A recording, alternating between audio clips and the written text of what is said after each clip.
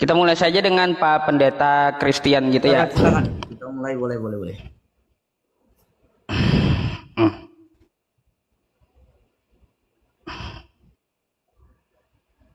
Mana ini waktunya? Waktunya belum. Ya, siap.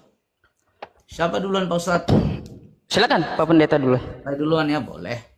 Baik, selamat malam bagi teman-teman semua, baik yang Kristen maupun yang Islam. Yang Kristen, selamat Natal bagi kita semua menyongsong tahun baru 1 Januari ya, yang akan kita songsong beberapa hari lagi. Nah, malam hari ini saya akan berdiskusi dengan Ustadz Yusuf dengan tema Nabi palsu dan Rasul palsu menurut Islam dan Kristen. Nah, saya akan tunjukkan dulu pengertian dari Nabi itu ya teman-teman, supaya teman-teman bisa memahami ya apa sesungguhnya Nabi ya. Jadi ini dia pengertiannya. Nabi adalah seorang hamba Tuhan yang dipanggil untuk menyampaikan firman Allah kepada manusia. Oke, ini nabi. Khususnya para nabi Israel yang bertindak sebagai pembicara atas nama Allah. Seperti Musa, Elia, Amos, Yesaya, dan lain-lain. Ya, sedangkan rasul adalah rasul itu dalam bahasa original teks disebut apostolos. Apa itu apostolos? Artinya utusan Allah. Ya, khususnya ke-12 murid Yesus yang diutus untuk ikut melakukan pekerjaannya. Bisa kita lihat dalam Matius 10 ayat 1 sampai 2. Tetapi juga orang-orang lain yang dipanggil untuk memberitakan Injil. Roma 16 ayat 7, teristimewa Paulus, rasul untuk bangsa-bangsa bukan Yahudi. Itu bisa dilihat dalam Roma 11 ayat 13. Jadi intinya adalah rasul itu dipanggil khusus oleh Tuhan dan diutus juga khusus oleh Tuhan. Ya, kalau dia tidak khusus diutus secara langsung, itu bukan rasul. Nabi juga kalau tidak dipanggil khusus oleh Tuhan, oleh Allah, itu bukan nabi. Ya, itu adalah nabi palsu, teman-teman. Ya, jadi yang tidak diutus secara langsung atau yang tidak dipanggil secara langsung oleh Allah atau oleh Tuhan itu adalah nabi palsu dan rasul palsu, teman-teman. Ya, jadi itu bedanya. Nah, kalau ada yang ngaku-ngaku dia nabi atau ngaku-ngaku dia rasul tetapi tidak mendapatkan panggilan, maka dia adalah palsu. Nah, yang seringkali adalah dipersoalkan dalam kekristenan itu adalah Rasul Paulus. Ya, Rasul Paulus adalah rasul yang betul-betul dipanggil oleh Yesus melalui sebuah teofani, ya, dan kemudian diutus. Itu bisa dipelajari atau dilihat dalam Kisah Para Rasul. Ya, Kisah Para Rasul 9 ayat yang ke-15 dikatakan begini ya, Kisah Para Rasul 9 ayat 15. Nah nih, oke, ya sebentar ya Ustaz ini. Tetapi firman Tuhan kepadanya, ini kepada Paulus, pergilah sebab orang ini adalah alat pilihan bagiku untuk memberitakan namaku kepada bangsa-bangsa lain serta raja-raja dan orang-orang Israel. Ya, lanjut. Aku sendiri akan menunjukkan kepadanya betapa banyak penderitaan yang harus ia tanggung oleh karena namaku. Lalu pergilah Ananias ke situ dan masuk ke rumah itu. Ia menumpangkan tangannya ke atas Saulus. Katanya, Saulus, saudaraku, Tuhan Yesus yang telah menampakkan diri kepadamu di jalan yang kau lalui telah menyuruh aku pergi supaya engkau dapat melihat lagi dan penuh dengan Roh Kudus. Dan seketika itu juga seolah-olah selap gugur dari matanya sehingga ia dapat melihat lagi. Ia bangun lalu dibaptis. Nah, jadi Saulus yang sangat diragukan atau teman-teman atau dipersoalkan, ternyata dia adalah dipanggil dan diutus oleh Yesus Kristus. Nah, ini baru rasul asli. Ini baru nabi asli, ya, seperti Elia, Musa, Amos, Yesaya, dan seterusnya. Dipanggil secara langsung oleh Allah. Demikian. Tuhan Yesus memberkati. Silakan Pak Ustadz, lanjut. Oke, teman-teman sabar ya, waktu saya sekarang. Oke. Sebentar Pak Ustadz, aku ambil pulpen dulu. Bentar, santai dulu. Oke. Oke,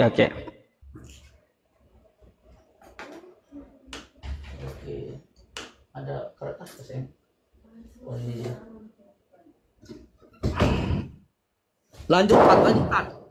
Dah, saya sudah datang. Oke. Siap, terima.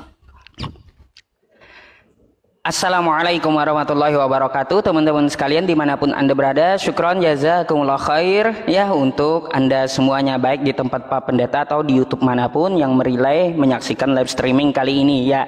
Sebenarnya ya teman-teman, saya pengen kasih tahu dulu kepada Anda ya bahwa Pak Pendeta ngajak saya diskusi malam ini. Tadi siang beliau DM, lalu sebenarnya tema ini yang memilih adalah saya gitu ya, tentang masalah nabi palsu atau pengajar palsu atau rasul palsu. Sebelum kita menjelaskan, berdoa dulu ya teman-teman. Rabbishrahli shodri wa yassirli amri wahlul 'uqdatam min lisani yafqahu qawli. Jadi teman-teman, apa itu rasul? Apa itu nabi? Nabi adalah orang yang mendapatkan wahyu, baik untuk disampaikan atau untuk dirinya sendiri gitu ya, disampaikan kepada orang-orang terdekatnya. Kalau rasul itu mempunyai kaum ya, dia mendapatkan wahyu tetapi untuk kaum tertentu. Hanya Rasulullah Shallallahu Alaihi Wasallam untuk semesta alam ya. Jadi kalaunya rasul udah pasti nabi, kalau nabi belum tentu rasul. Itu di dalam agama Islamnya teman-teman. Seorang nabi itu dinyatakan di dalam kitab suci Al-Quran. Mengapa kita meyakini Abraham itu nabi? Karena dia mendapat wahyu dari Allah Subhanahu wa Ta'ala. Kenapa kita meyakini Nabi Adam itu nabi? Karena dia langsung mendapat wahyu dari Allah Subhanahu wa Ta'ala, kan kayak gitu. Untuk dirinya pribadi, termasuk Nabi Nuh dan nabi-nabi yang disebutkan di dalam Al-Quran ya, Nabi Daud, Salomo, terus Nabi Musa, terus Nabi Isa, sampai Nabi Muhammad Shallallahu Alaihi Wasallam. Jadi seorang nabi itu bukan cuma ngaku-ngaku sendiri, tapi dinyatakan oleh Tuhan di dalam kitab suci. Nah, tentang masalah Nabi Muhammad Shallallahu Alaihi Wasallam, di mana dikatakan dia adalah seorang nabi? Banyak ya teman-teman.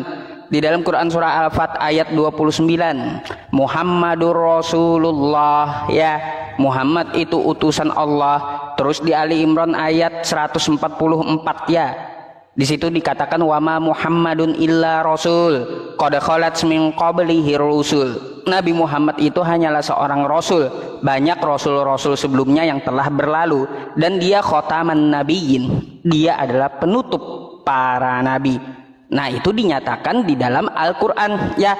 Andaikan Allah Subhanahu wa Ta'ala tidak menyatakan di dalam Al-Quran, maka kalau cuma Nabi Muhammad ngaku-ngaku, umat Islam pun nggak percaya. Terus kalaunya hanya ada dari kesaksian orang lain, umat Islam pun kagak percaya. Andai begini ya teman-teman, Pendeta Buhairo mengatakan nabi kita nabi, habis itu Warokah bin Naufal ya mengatakan nabi kita itu adalah rasul, kita masih tidak percaya juga. Kenapa? Kalau tidak dinyatakan di Al-Quran. Jadi status kenabian itu dinyatakan oleh Tuhan semesta alam, bukan dari kesaksian orang atau pengakuannya sendiri. Jadi seperti itu Pak Pendeta ya.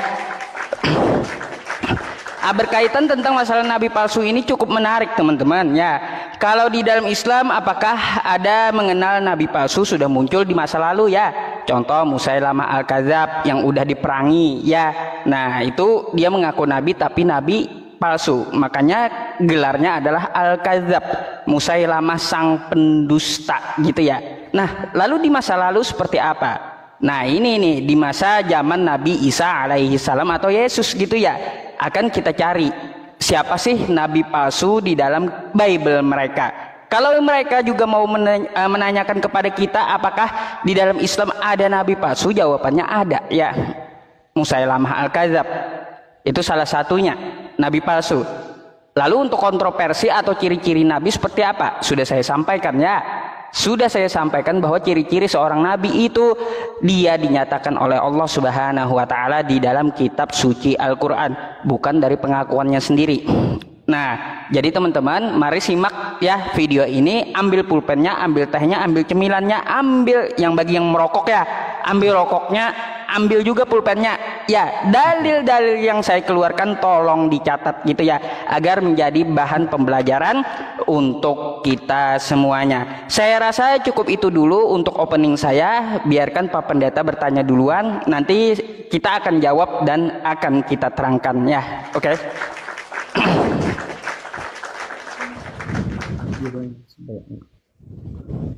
Baik, ya sambil di tap-tap layar teman-teman, di share-share, masa penonton baru 60 orang.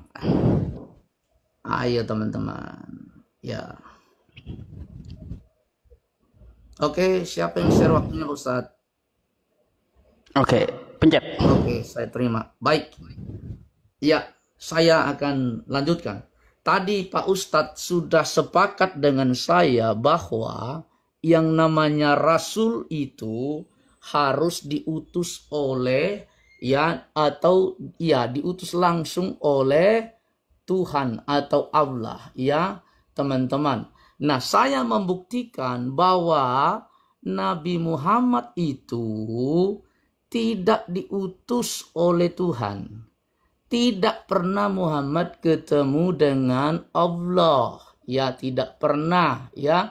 Jadi seperti yang kita sudah sepakati bahwa Rasul dan Nabi itu kan ini ya ulang sekali lagi, menerima wahyu dari Allah untuk dirinya sendiri. Nah, sementara Muhammad tidak pernah menerima wahyu. Saya buktikan dari sirah Nabawiyah ya nih. Sirah Nabawiyah mencatat ya nih, saya buktikan tuh ya, Rasul SAW menceritakan lebih lanjut, malaikat itu lalu mendekati aku dan memelukku sehingga aku merasa lemah sekali. Kemudian aku dilepaskan, ia berkata lagi, bacalah. Aku menjawab, aku tidak dapat membaca. Ia mendekati aku lagi dan mendekapku sehingga aku merasa tak berdaya sama sekali. Kemudian aku dilepaskan. Ia berkata lagi, bacalah. Aku menjawab, aku tidak dapat membaca. Untuk ketiga kalinya ia mendekati aku dan memelukku hingga aku merasa lemas. Ya, kemudian aku dilepaskan. Selanjutnya ia berkata lagi, bacalah dengan nama Rabbmu yang telah menciptakan manusia dari segumpal darah dan seterusnya.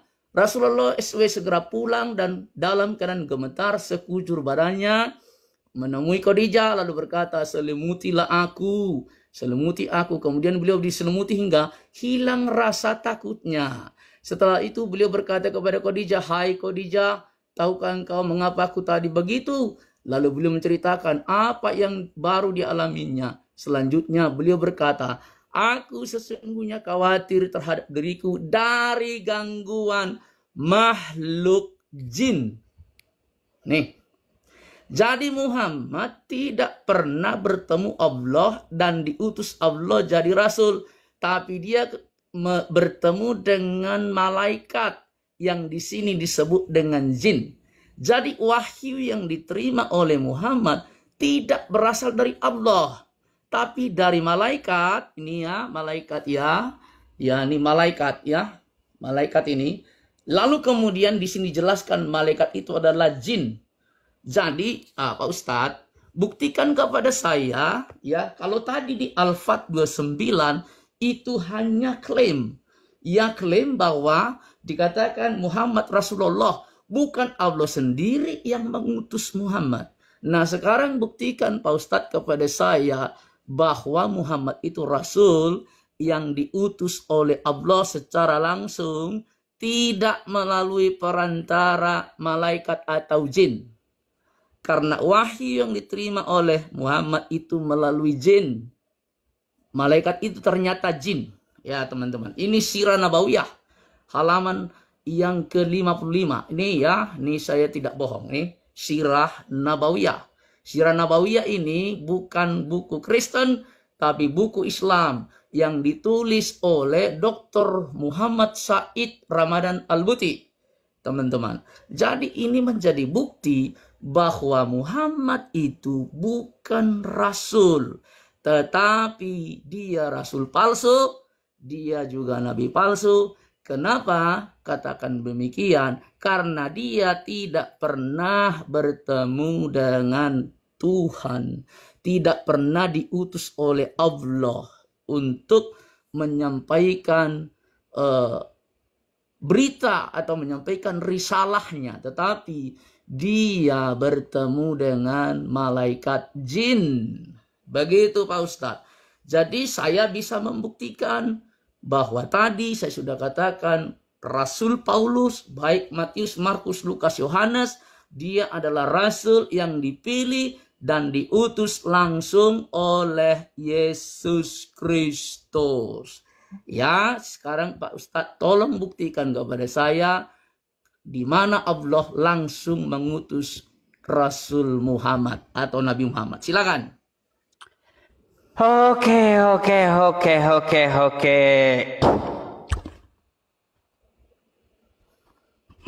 Bentar ya waktunya ya teman-teman.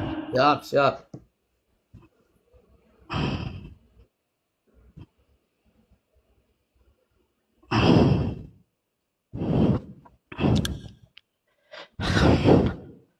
Oke, kita akan jawab dulu ya teman-teman. Syubhatnya belum jalan Pak Pendeta. Oh ya, oke. Ya, silakan Pak Ustadz, silakan. Oke, kita akan jawab dulu syubhatnya ya teman-teman. Pak Pendeta coba tolong kalau baca Sirah Nabawiyah itu yang jelas dan sampai akhir gitu ya Pak Pendeta ya. Itu kan Khadijah menjawab, dia akan membawa kepada pamannya Warokah bin Naufal. Lalu Warokah bin Naufal menjawab seperti apa? Itu bukan jin. Itu bukan jin, tapi utusan dari Tuhan semesta alam. Ya, di mana dalilnya? Mari kita buka Quran surah An-Najm ya teman-teman.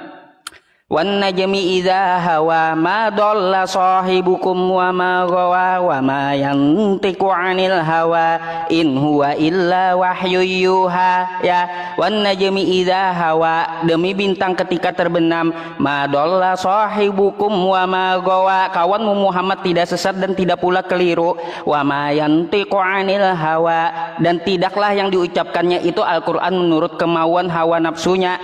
In huwa illa wahyu yuha, ucapannya itu tiada lain hanyalah wahyu yang diwahyukan kepadanya.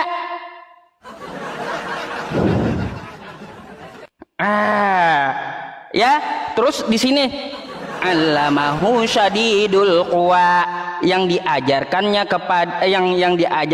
kepadanya oleh Jibril yang sangat kuat. Dari mana ketemu jin? Dari mana?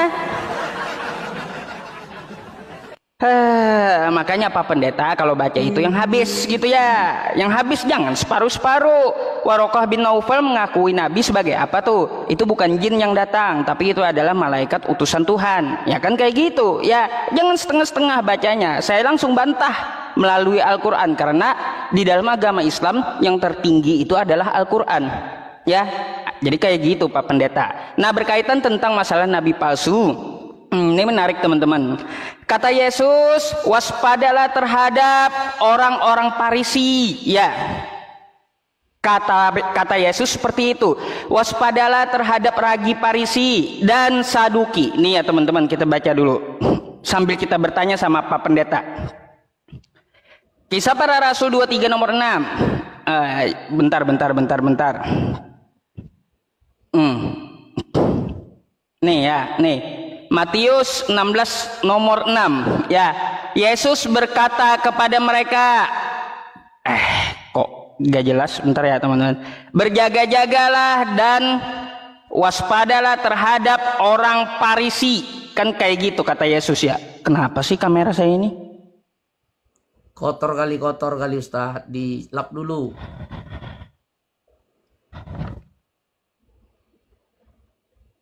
Oh, kok aneh?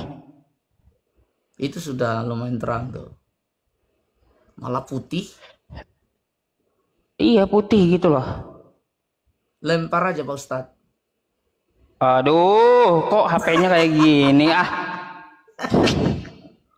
Ntar ya teman-teman, kenapa ini kamera? Di sini ya teman-teman, berjaga-jagalah dan waspadalah kepada terhadap ragi orang Parisi. Astagfirullah. Bentar ya teman-teman, kenapa sih bisa kameranya kayak gini? Nah, berjaga-jagalah dan waspadalah terhadap ragi orang Parisi. Ternyata teman-teman ya, apa yang dikatakan Paulus, dia adalah orang Parisi kan nih di Kisah Para Rasul 23 nomor 6. Ya, kata Paulus, aku adalah orang Parisi. Nah, lalu Yesus berkata seperti apa? Berkata seperti apa Yesus di Matius 24? Ya, di Matius 24 kita baca satu perikop ya. Kata Yesus, waspada terhadap nabi-nabi palsu ya. Nah, nih. Pada waktu itu, jika orang berkata kepada kamu, lihat Mesias ada di sini atau Mesias ada di sana, jangan kamu percaya, sebab Mesias palsu dan nabi-nabi palsu akan muncul dan akan mengadakan tanda-tanda yang dahsyat dan mukjizat-mukjizat, sehingga sekiranya mungkin mereka menyesatkan orang-orang pilihan juga. Ya, nah di sini camkanlah kata Yesus ya, camkanlah. Aku sudah mengatakannya terlebih dahulu. Jadi apabila orang berkata, lihat ia ada di padang gurun, jangan kamu pergi ke situ. Pak Pendeta, kira-kira menurut Anda siapa yang dimaksud oleh Yesus? Jawab dulu dengan jujur, silahkan.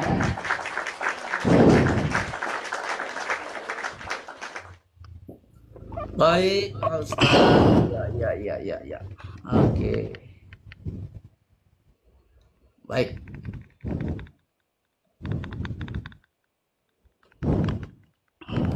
Ya. Baik. Ya. Yes. Kita bal-bali di Pak Ustadz kembali nih ya teman-teman ya. Kita bal-bali bukan orangnya tetapi argumentasinya ya. Tadi Pak Ustadz sudah saya baca dengan komplit ya ini ya. Bahwa ya yang datang kepada Muhammad itu adalah jin. Nih. Ini jin. Ya, malaikat jin. Jadi malaikat itu ternyata jin. Dan tadi Pak Ustadz juga di An-Najm itu membaca juga tadi bagian yang terakhir itu yang datang malaikat, bukan Allah. Ya, bukan Allah yang datang kepada si Nabi Muhammad, tapi malaikat. Tadi Pak Ustadz baca tadi di An-Najm itu ya. Dan ini di sini ditulis sirah nabawiyah jin. Makanya kenapa dia sangat ketakutan. Kalau dia melihat Allah masa ketakutan, ya kan? Coba nih ya. Aku menjawab, aku tidak dapat membaca untuk ketiga kalinya yang mendekap aku dan memelukku hingga aku merasa lemas. Kemudian aku dilepaskan. Selanjutnya berkata lagi, bacalah dengan nama Rabbmu yang telah menciptakan manusia dari segumpal darah dan seterusnya. Rasulullah segera pulang dalam keadaan gemetar. Kalau ketemu Allah masa gemetar? Yang bener aja Pak Ustadz ini ya. Tapi karena dia ketemu hantu belau ya. Hantu belau itu apa? Jin. Nih ya, jin. Jadi yang mengutus Muhammad jadi utusan itu adalah jin. Nih, ulang saya tampilkan teman-teman. Biar kalian paham, saya tidak mengada-ngada. Ini sirah nabawiyah, ya, jin. Maka itu, mana ada Rasul diutus jin? Kalau Rasul diutus jin, itu bukan Rasul, ya. Itu adalah, mohon izin, ya, bukan Rasul. Tapi memang itu pengikut jin. Ya, jadi Pak Ustadz tadi sudah membenarkan di An-Najm bahwa yang datang memberi wahyu itu malaikat. Dan ternyata malaikat ini adalah jin. Jadi Muhammad bukanlah Rasul. Itu hanya klaim. Di Al-Imran 124, Al-Fat 29 hanya klaim. Tetapi beda dengan Paulus Pak Ustadz. Kalau Paulus, ya Paulus itu tadi saya sudah katakan di Kisah Para Rasul 9 ayat yang ke-15 nih ya. Tuh. Ya sangat jelas ya Pak Ustadz. Aduh ini gimana nih Pak Ustadz ini ya. Nih, tetapi firman Tuhan kepadanya, pergilah sebab orang ini adalah pilihan bagiku untuk memberitakan namaku kepada bangsa-bangsa lain serta raja-raja dan orang-orang Israel. Itu Pak Ustadz. Jadi Muhammad tidak diutus Allah. Tapi Paulus itu diutus Allah. Bahkan ini Pak Ustadz ya, di surat Yasin tafsir dari siapa ini?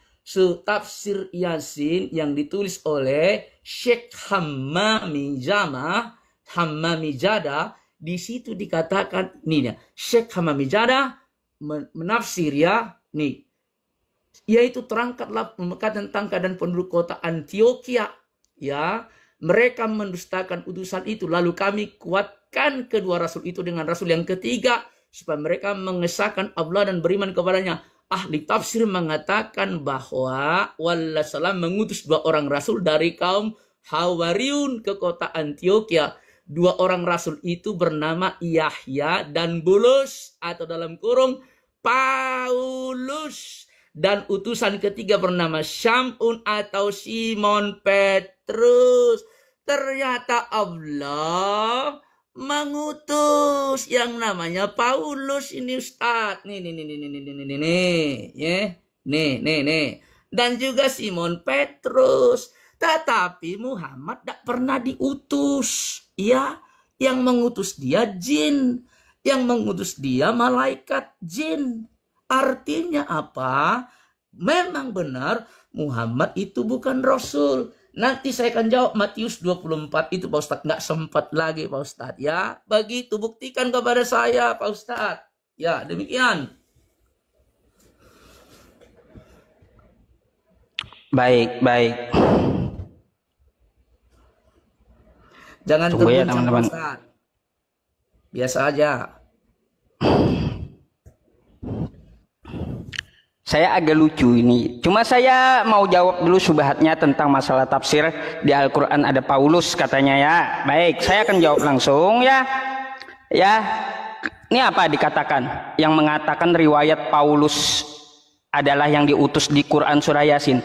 Karena riwayat sanad terputus ya hingga Syuaib Al-Jabai, maka riwayat ini bukan berasal dari hadis jedor ya.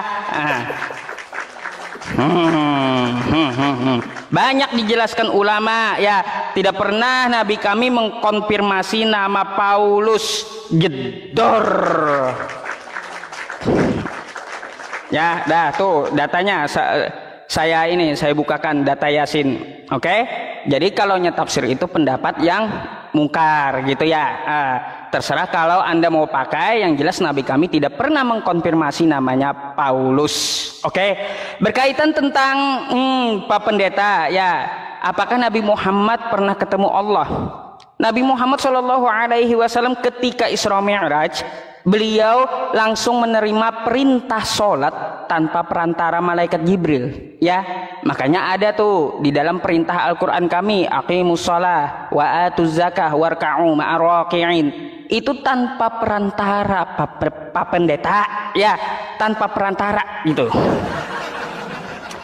Terus Anda jangan berpikir ya Al-Quran itu diturunkan semua di dalam goa, kagak ya. Tapi diturunkan di luar goa juga ya. Di dalam goa itu cuma 5 ayat, sisanya di luar goa.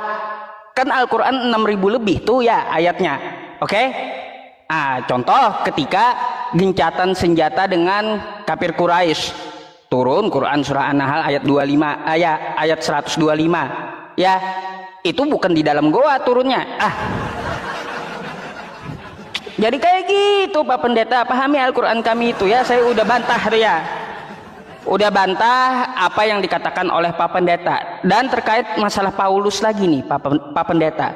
Saya sangat senang Anda menampilkan kisah para rasul 9. Berarti Anda mengakui Paulus itu adalah nabi palsu. Karena begini Pak Pendeta ya, nih.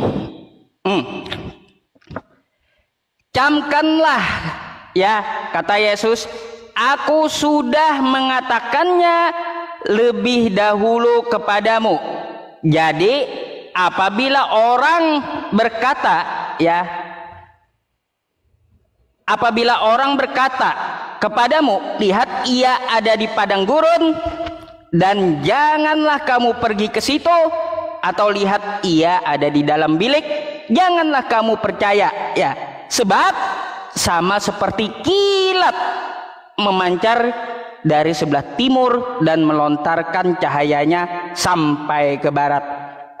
Pas banget Pak Pendeta ya, membukakan di sini Paulus mengaku melihat cahaya ya. Saulus, Saulus, mengapakah engkau menganiaya aku? Nah di sini Pak Pendeta, ini kejadiannya di Damaskus kan ya, dekat Damaskus nih ya, padang gurun. Lalu Paulus ngaku bertemu Yesus. Apa katanya? Saulus, Saulus, mengapa engkau menganiaya aku? Jawab Saulus, siapa kau kuaniaya itu? Tetapi bangunlah, pergi ke dalam kota, di sana dia akan dikatakan kepadamu apa yang kamu harus kamu perbuat. Jadi begini Pak Pendeta ya, kalau kita lihat ya di sini ya, dalam perjalanannya ke Damsyik, ketika ia sudah dekat kota itu, tiba-tiba cahaya memancar dari langit mengelilingi dia. Ini ciri-ciri nabi palsu yang dikatakan Yesus sama ya. Sebab sama seperti kilat memancar dari sebelah timur dan melontarkan cahayanya ke arah barat. Betul saja apa yang dikatakan oleh Yesus, akan muncul nabi palsu. Nabi palsunya ketemu aku, ngaku-ngaku, terus dia seperti lihat cahaya kilat. Nah ini adalah Paulus Pak Pendeta. Apakah Anda bisa bantah bahwa nabi palsu itu bukan Paulus? Di sini jelas nabi palsu yang dimaksud oleh Yesus adalah Paulus. Coba bantah saya dengan data. Karena apa? Ciri-ciri yang disebutkan di Matius ini lengkap ya, lengkap. Ia ada di dalam bilik. Paulus pun juga pernah masuk penjara. Silakan. Baik. Oke. Ketawa dulu dong. Kubal Bali Pak Ustadz, malam ini Kubal Bali ya. Ini keren banget nih data saya ini Pak Ustadz ya. Anda datanya nggak jelas, kalau data saya nih ya jelas ya nih ya Pak Ustadz ya. Anda mau tergoncang silakan tergoncang lah ya. Saya ulang sekali lagi, silakan timernya Pak Ustadz ya. Ya, baik. Ya, jadi deh. Ya, ahli tafsir mengatakan Isa alaihissalam mengutus 2 orang rasul dari kaum Hawariyun ke Antioquia. 2 orang rasul itu bernama Yahya dan Bulus atau Paulus, dan utusan ketiga bernama Samun atau Simon Petrus. Pak Ustadz mau percaya atau tidak, ini tafsir dari Islam, bukan saya yang buat. Ini tafsir surat Yasin oleh Syekh Hamami Zada. Ternyata Allah pernah mengutus Paulus, tetapi saya tidak menemukan Allah mengutus yang namanya Muhammad. Artinya apa? Muhammad itu nabi palsu. Kenapa? Karena dia ketemu dengan jin. Ini sirah nabawiyah nih. kitabmu semua yang kutampilkan. Dataku A1 semua Pak Ustadz, bukan data abal-abal ini. Jadi di sini bisa kita buktikan bahwa memang Muhammad itu rasul palsu. Tidak pernah diutus oleh Allah. Hanya klaimnya. Tidak pernah ketemu dengan Allah. Tidak pernah menerima wahyu dari Allah. Ini dia. Ya, dia ketemu dengan jin sampai dia ketakutan. Kalau hilang rasa takutnya, kemudian beliau diselimuti hingga hilang rasa takutnya. Kalau ketemu Allah, dia nggak mungkin takut. Tapi karena ketemu malaikat yang berupa jin, maka dia ketakutan. Jadi Muhammad dapat wahyu itu bukan dari Allah, tapi dari jin. Itu dia, catat baik-baik teman-teman ya. Tap-tap layar sambil kasih gift kalau ada. Ya, Muhammad bukan Rasul Allah, tapi diutus oleh malaikat yang namanya jin. Dan ini diperkuat dengan ya Al-Ankabut 29. Kami anugerahkan kepadanya Ibrahim, Ishak, dan Yakub. Kami jadikan padanya keturunannya kenabian, kitab, serta kami berikan kepadanya balasan di dunia. Sesungguhnya di akhirat dia benar-benar termasuk orang-orang saleh. Nah, Muhammad tidak ada berasal dari sanad keturunan Ibrahim, Ishak, Yakub.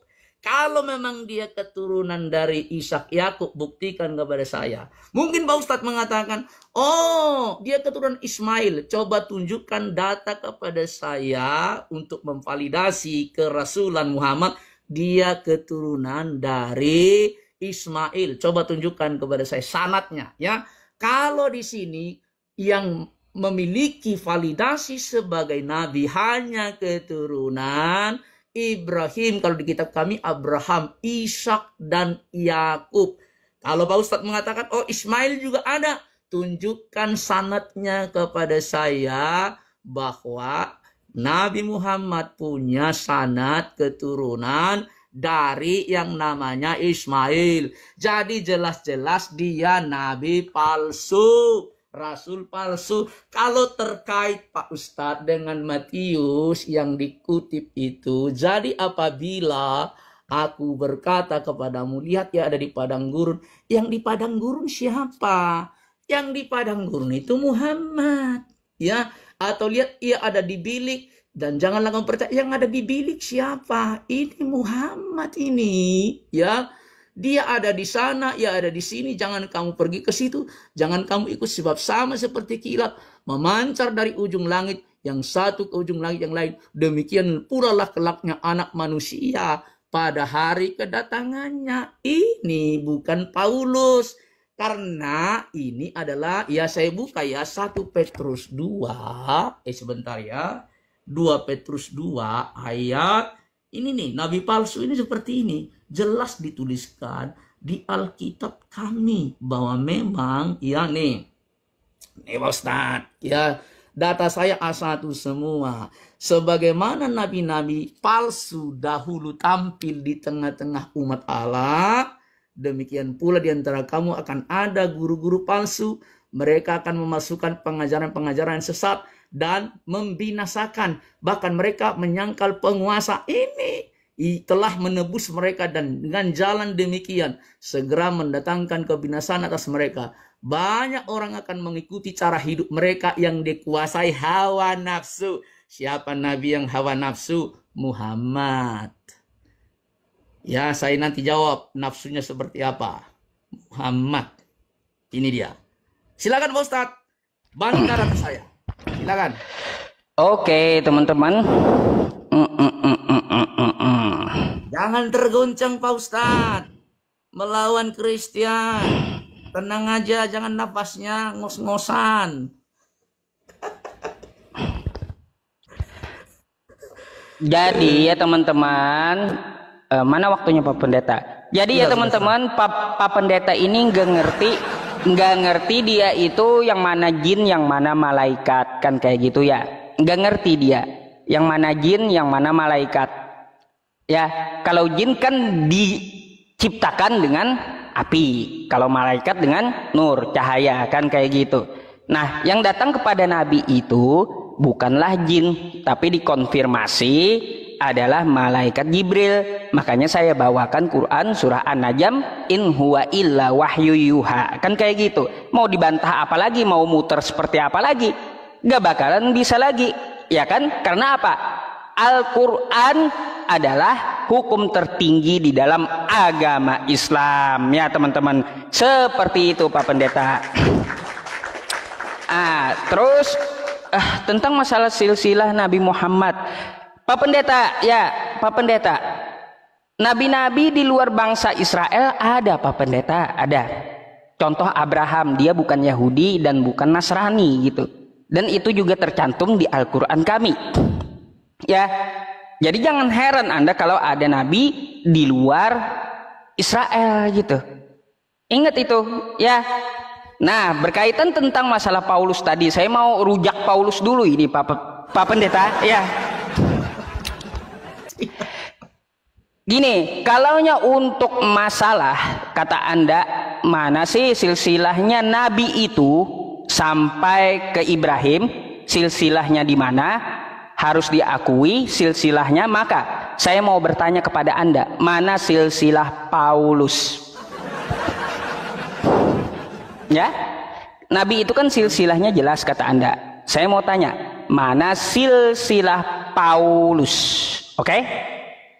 Tolong dijabarkan. Kalaunya kita ya teman-teman di dalam agama Islam, silsilah Nabi Muhammad dapat banyak kita ya referensi-referensinya gitu. Banyak. Tapi kalau silsilah Paulus ini mana? Mana coba? Kan seorang nabi harus jelas statusnya. Nah, apakah betul si Paulus ini mengaku sebagai nabi? Nah, nih teman-teman semuanya, mari ya. Saya tampilkan dulu ya. Kisah Para Rasul 13 nomor 1. Pada waktu itu, bentar ya.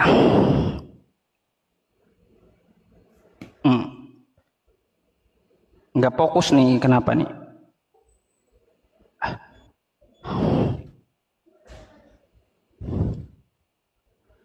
Ayo Pak Ustaz. Pada waktu itu, kenapa ini HP ya? Itu kena jin itu kafenya. Astagfirullah. Kena jin yang mengutus Muhammad itu.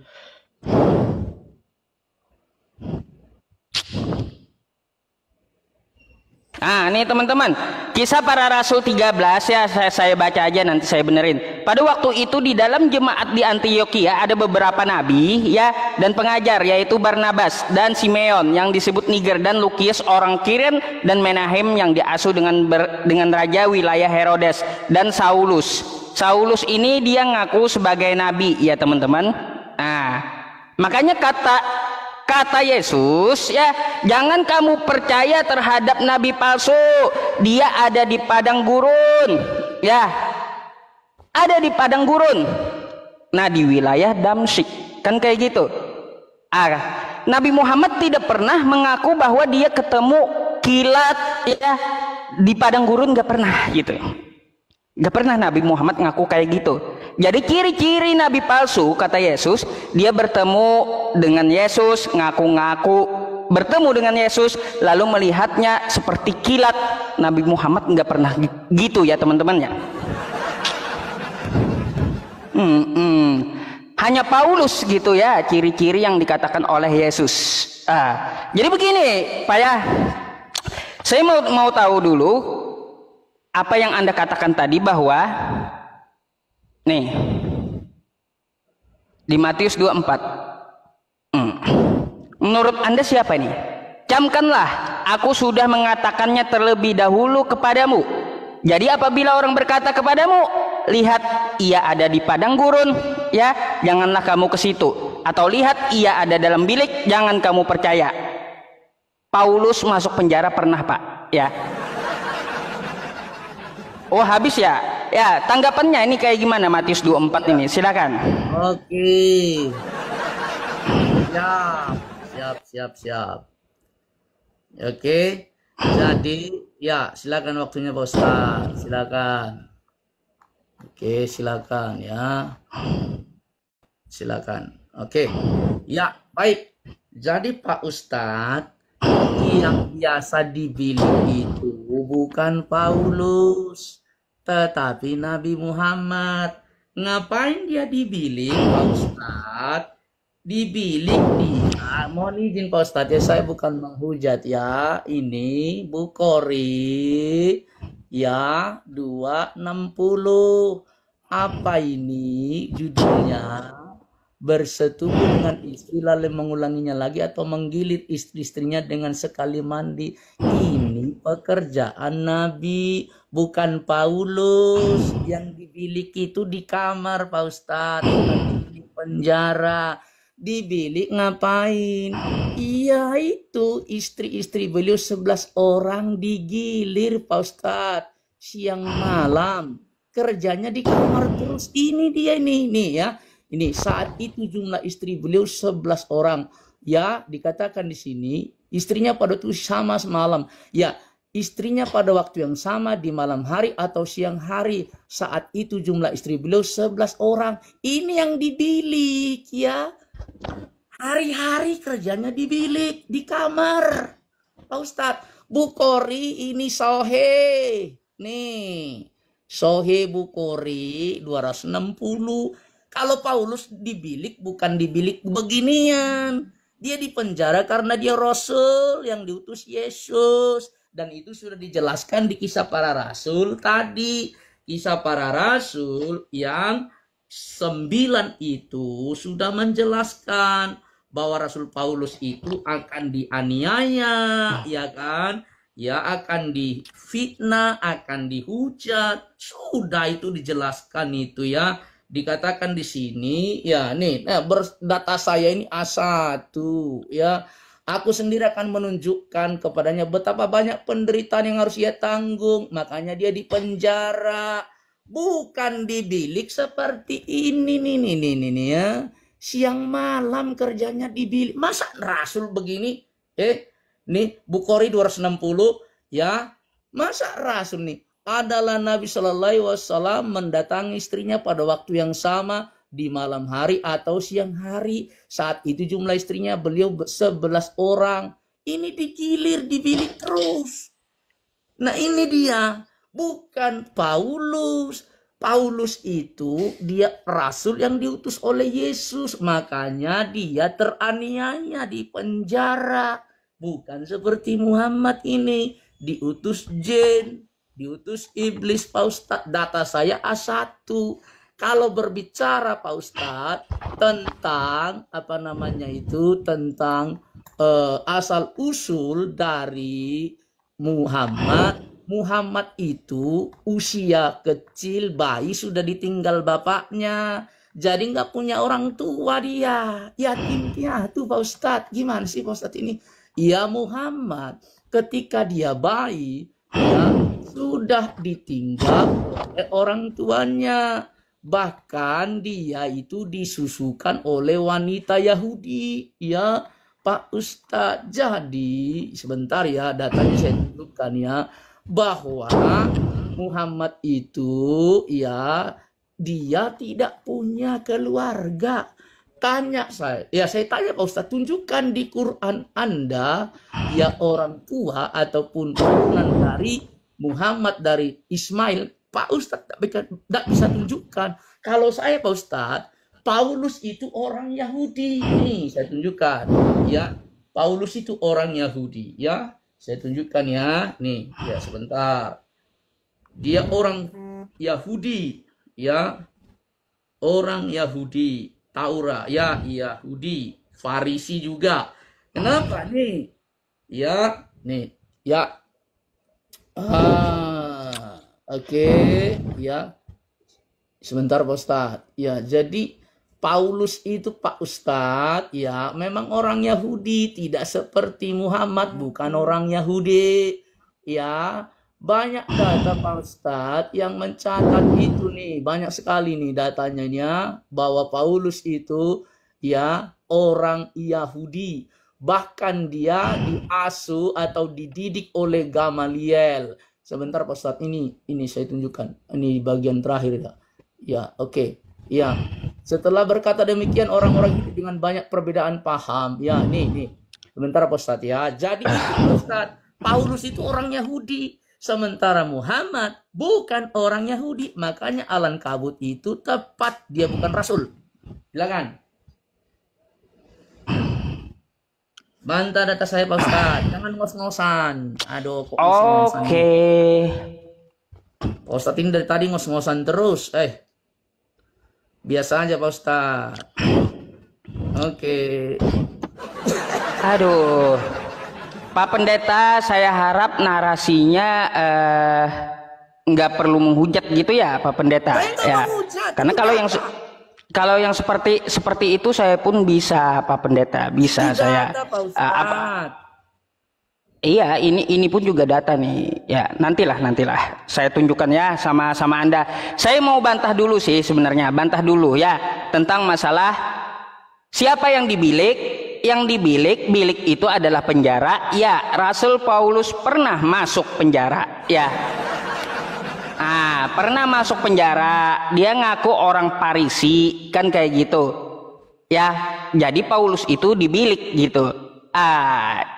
Jadi Pak Pendeta nggak cocok kalau diarahkan ke Nabi Muhammad, karena Nabi Muhammad punya rumah bukan bilik ya.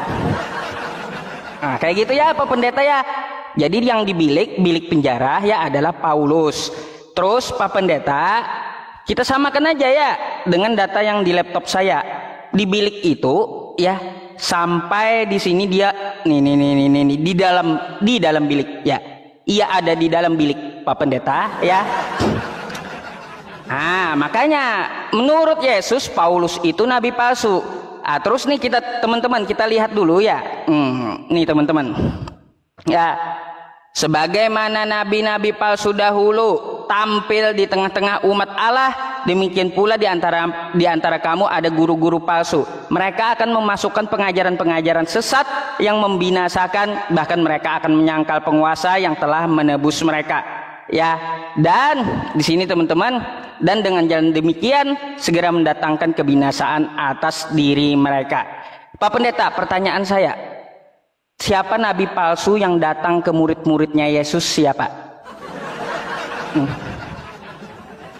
Coba 2 Petrus 2 ada nabi palsu ya yang datang ke murid-muridnya Yesus, siapa? Demikian pula di antara kamu ada guru-guru palsu ya. Ayo gimana? Tolong dijawab, siapa nabi palsu, guru palsu yang ketemu dengan murid-muridnya Yesus? Oke? Nah, kalau narasi yang tentang masalah Nabi Muhammad begini di dalam bilik, Nabi Muhammad sudah saya bantah ya, bukan di dalam bilik, tetapi beliau mempunyai rumah gitu ya. Teman-teman sebentar ya, nih saya ambil lagi nih ya data saya.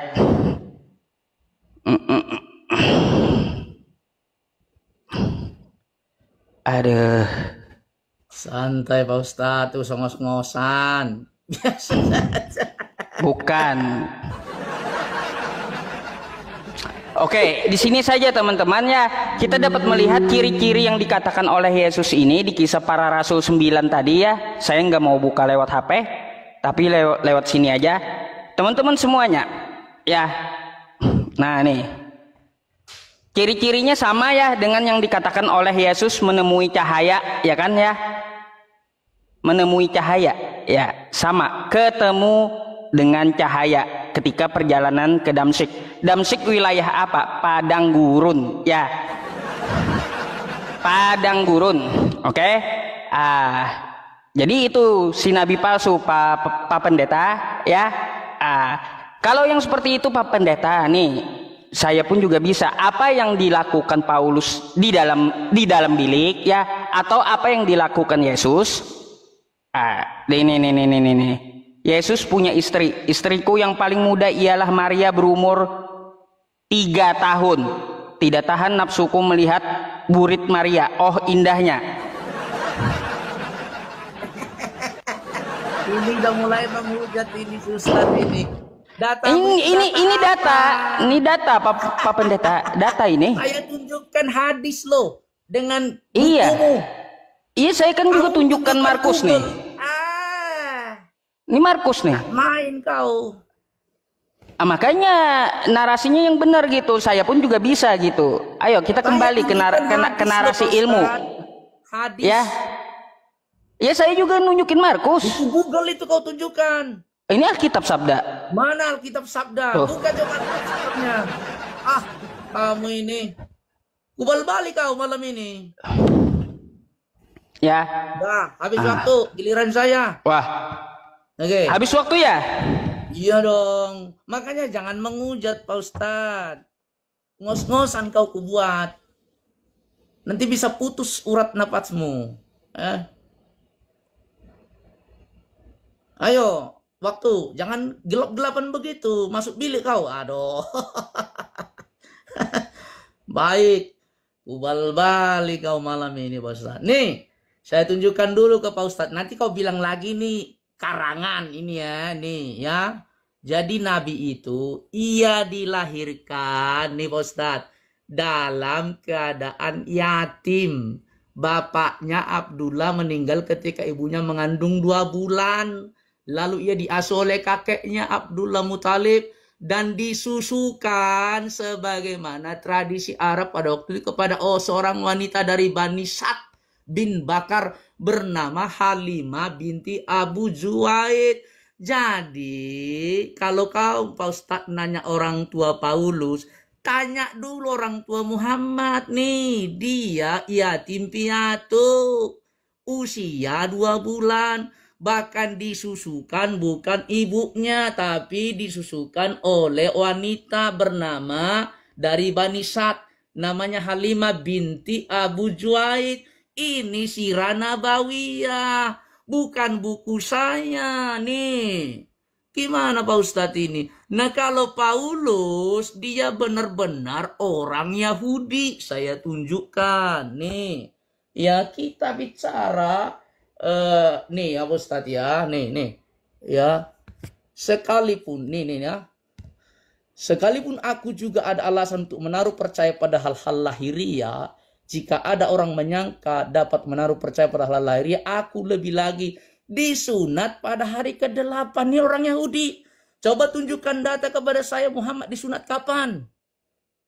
Ya, ini disunat pada hari ke-8 dari bangsa Israel. Nah, inilah Rasul itu dari bangsa Israel, dari suku Benyamin, orang Ibrani asli. Tentang pendirian terhadap hukum Taurat, aku orang Farisi. Jadi orang Farisi itu Pak Ustadz, itu sebuah jabatan yang betul-betul paham hukum Taurat.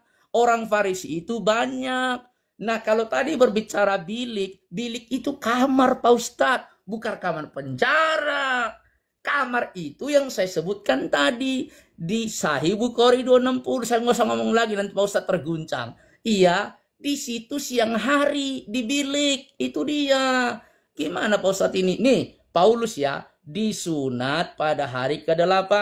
Coba tunjukkan saya kalau memang Muhammad itu Rasul, disunatnya kapan? Buktikan dari Quran Anda. Dari bangsa Israel, buktikan bahwa dia dari bangsa mana? Dari suku Benyamin, buktikan si Muhammad suku mana? Orang Ibrani asli, orang mana dia? Ya tunjukkan nih. Ini riwayat nih dari Rasul Paulus, Filipi pasal 3 ayat 5 atau 4-5. Dia orang ahli Taurat. Ahli Taurat itu satu jabatan yang betul-betul sangat terpandang keilmuannya. Dia scholars ya, ahli, diasuh oleh Gamaliel. Saya tunjukkan ya Pak Ustadz bahwa Paulus itu diasuh atau dididik oleh Gamaliel. Gamaliel, iya, nih sebentar ya. On cam Pak Pendeta, mukanya mana sih? On cam ini, sebentar. Mau tunjukkan data kok. Ya, Gamaliel. Nih, saya tunjukkan ya bahwa Paulus itu dididik oleh Gamaliel. Nih kan saya tunjukkan data ini ya. Aku adalah orang Yahudi, lahir di Tarsus, tanah Kilikia, tetapi dibesarkan di kota ini, dididik dengan teliti di bawah pimpinan Gamaliel. dalam hukum nenek moyang kami, sehingga aku menjadi seorang yang giat bekerja bagi Allah seperti kamu semua pada waktu itu. Inilah kehidupan riwayat daripada Paulus. Pendidikannya jelas. Dia dididik oleh Gamaliel. Kalau sekarang nih, kelasnya itu profesor dia ini sekarang ini. Nah, Muhammad siapa yang didik? Dia nih nggak ada pendidikan. Nih ya, saya baca ulang kembali ya teman-teman. Saya tidak menghujat sama sekali, tapi data saya A1. Ya, ini coba dilihat. Ini.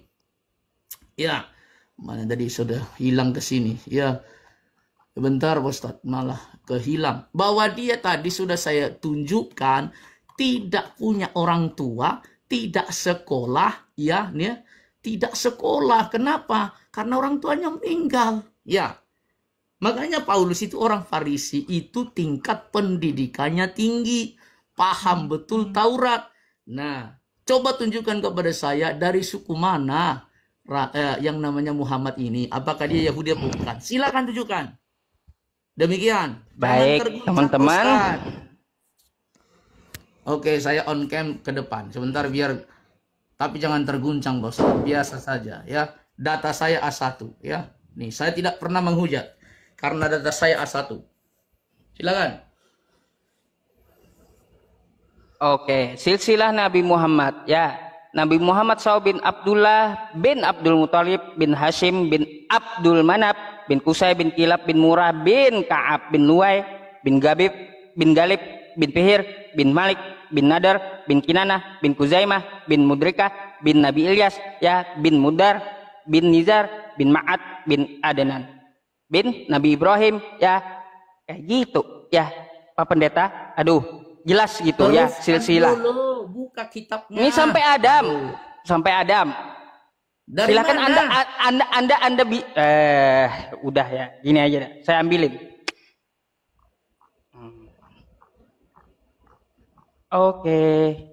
Nih literasi Islam ya. Dari literasi Islam saya. Oke. Silsilah Nabi Muhammad Shallallahu Alaihi Wasallam ya. Ya, nasab Muhammad hingga Adnan.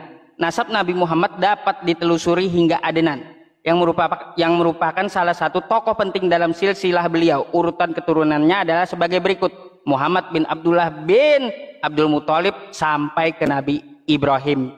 Ya. Aduh. Pakai data dong, jawab. Pakai data dong, jawabnya ya. Sekarang Pak Pendeta giliran saya. Sekarang ya, saya minta Paulus itu keturunannya dari mana, bin siapa saja, seperti itu yang saya minta. Bukan dia dididik di Parisi oleh seorang raja, enggak kayak gitu saya minta. Binnya siapa? Binnya siapa? Kalau Nabi Muhammad kan Anda pertanyakan tuh, Nabi Muhammad Shallallahu Alaihi Wasallam ya, Muhammad bin Abdullah nih, bin Abdul Muthalib, bin Hashim, bin Abdi Manaf. Sekarang Paulus bin siapa gitu. Adakah sampai ke Abraham? Coba ya. Kayak gitu. Saya harus kembalikan. Terus Pak Pendeta, kelakuan Paulus ini ya memang betul-betul dah Pak Pendeta sesuai dengan hawa nafsunya dia. Ya. Saat 2 Korintus 11 nomor 8. Jemaat-jemaat lain telah kurampok dengan menerima tunjangan dari mereka supaya aku dapat melayani kamu. Paulus itu perampok. Ya. Jemaat lain telah kurampok katanya. Dia menurutkan hawa nafsu, ya. Nabi palsu itu hawa nafsu untuk merampok, mengambil hak orang lain. Kayak gitu tuh, ya. Jadi Pak Pendeta, saya cukup menjawab tentang masalah Nabi Muhammad Shallallahu Alaihi Wasallam ya. Saya hanya ingin menunjukkan kepada Pak Pendeta bahwa Paulus itu adalah nabi palsu. Anda belum jawab siapa nabi palsu yang datang kepada murid-muridnya Yesus itu siapa sesuai dengan 2 Petrus 2 itu. Ayo, siapa itu? Coba dijawab lah ya, dijawab. Sebentar ya teman-teman, saya buka data nih ya. Nih, teman-teman. Paulus ini kan juga ngaku nabi ya. Ya, dia ngaku nabi ya. Pada waktu itu di dalam jemaat di Antioquia ada beberapa nabi ya dan pengajar, yaitu Barnabas dan Simeon yang disebut Niger, dan Lukius orang Kiren, dan Menahem yang diasuh bersama dengan raja wilayah Herodes, dan Saulus. Paulus itu nabi ya, ngaku nabi. Lalu apa kata Yesus? Jangan percaya ya, jangan pernah percaya, camkanlah kalau ada yang mengatakan Mesias di sana dan di sini itu adalah nabi palsu. Camkanlah, aku sudah mengatakannya kepadamu terlebih dulu, kata Paulus. Kata Yesus. Jadi apabila orang berkata kepadamu, lihat ia di padang gurung, janganlah kamu pergi. Lihat ia ada di dalam bilik, janganlah kamu percaya. Paulus pernah masuk penjara. Bilik penjara. Ya, bilik penjara. Terus Paulus pun mengaku ya ketemu dengan kilat yang sesuai dikatakan oleh Yesus.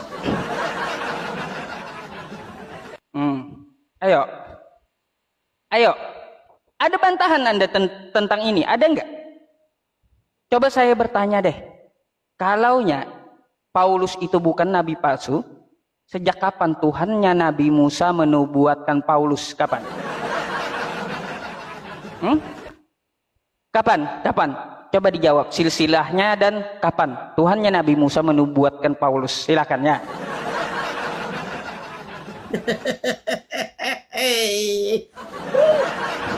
Ustaz terguncang.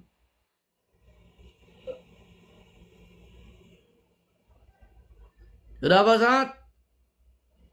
Ya. Oke. Baik. Ya. Siap. Jadi Pak Ustadz, saya sudah jelaskan ini dari Sinar Sirah Nabawiyah, bukan buku saya, itu buku ente ya. Ini buku ente, nasab kelahiran dan penyusuan Nabi SAW. Ini nasabnya ialah Muhammad bin Abdullah bin Abdul Muthalib, namanya Syaibatul Ham bin Hisham bin Abdul Manaf, nama Bugarib bin Kosi, dan seterusnya. Ya, tidak ada di sini sampai dia keturunan Ismail. Pertanyaan saya tadi, tunjukkan data di Quran Anda atau di hadis Anda, Muhammad itu turunan Ismail. Kalau dia tidak turunan Ismail, dia nabi palsu. Kalau dia tidak keturunan Yehuda atau Yahudi, dia keturunan nabi palsu. Kan sudah saya jelaskan tadi. Ya, Al-Ankabut 27.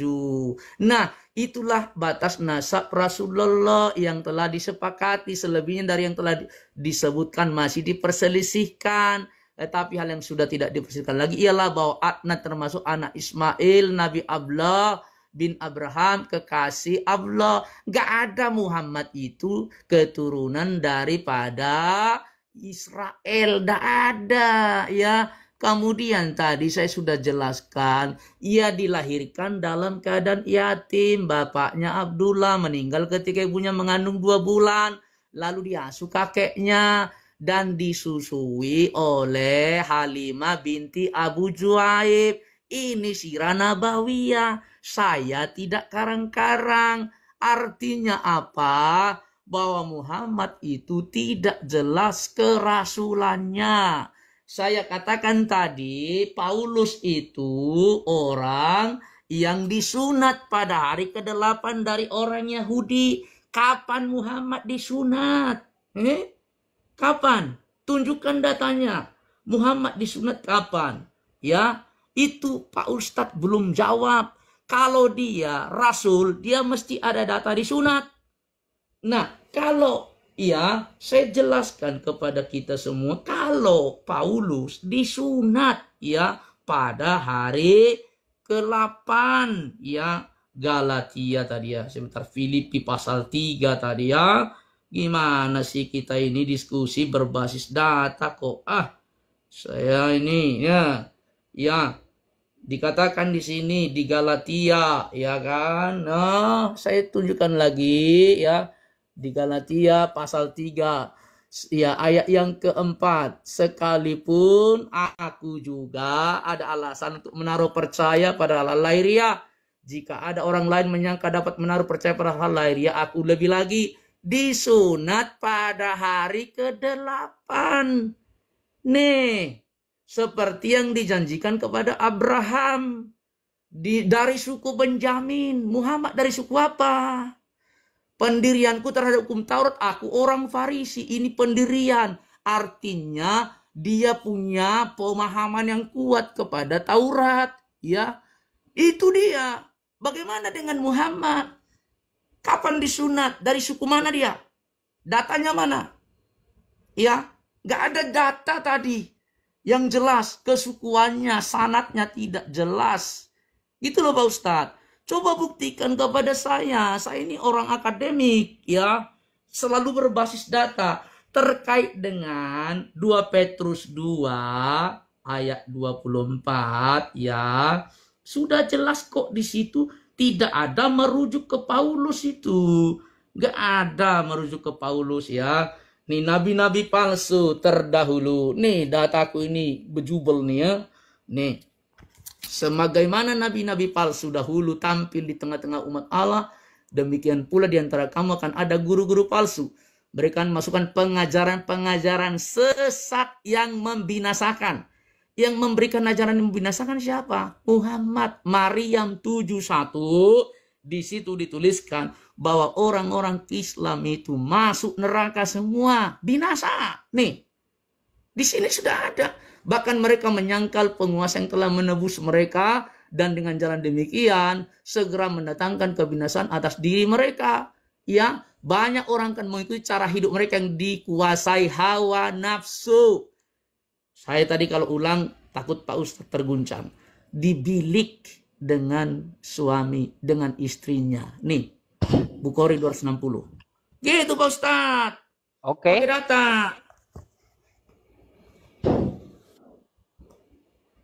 Jangan terguncang Pak Ustadz, kita cuma diskusi. Ya. Gitu. Silakan.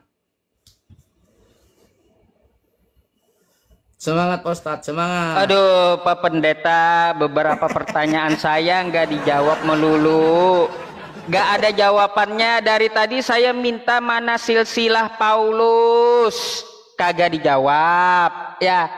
Siapa yang datang ke tengah-tengah muridnya Yesus, dia adalah nabi palsu? Kagak dijawab. Makanya kehabisan narasi Anda, kan? Terlalu banyak membaca itu, akhirnya nggak terjawab lagi apa yang saya pertanyakan. Ya, nih ya Pak Pendeta, saya jawab dulu milik Anda ya. Mana dalilnya Nabi bersunat? Baik. Min karomati Allah an wulidtu maktunan walam yaro ahadun sawati. Termasuk bagian dari kemuliaan dari Allah yang dianugerahkan kepadaku, aku dilahirkan dalam keadaan telah dikhitat. Ya. Oke. Terus ini silsilah Nabi Muhammad. Hadza kitabun sirah. Saya ambil dari NU online nih, ya.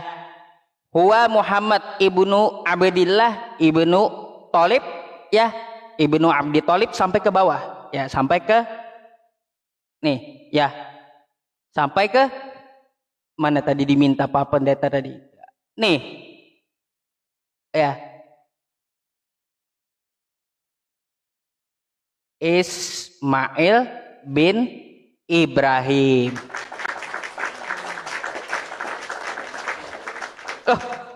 Kok hilang dia?